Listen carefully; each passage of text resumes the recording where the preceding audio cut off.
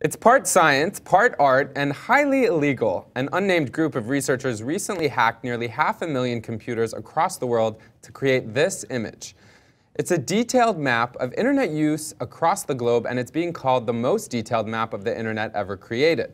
Not only does it show where people are logging in, it also shows changes in traffic patterns over time with an impressive amount of precision. Almost 500,000 people had to get hacked in order to make this map. So it's definitely illegal. So when we say had to be hacked, I mean, for us, we use this term often, but what does that mean? I mean, they had access to potentially a whole bunch of stuff they could have leveraged. Exactly. Who knows what these people looked at? We still don't know who these people are, and we probably will never know who they are.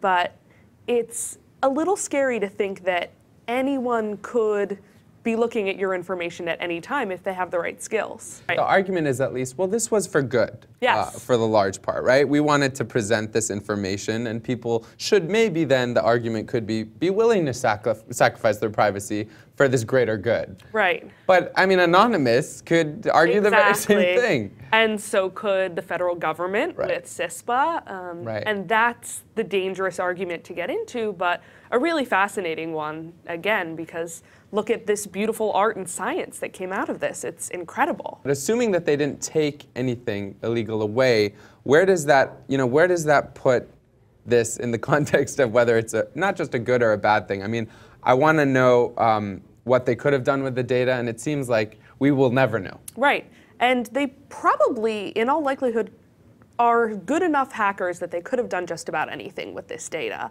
So they could have probably gotten into almost all of your information, depending on who you are, where you live, and what they're looking for.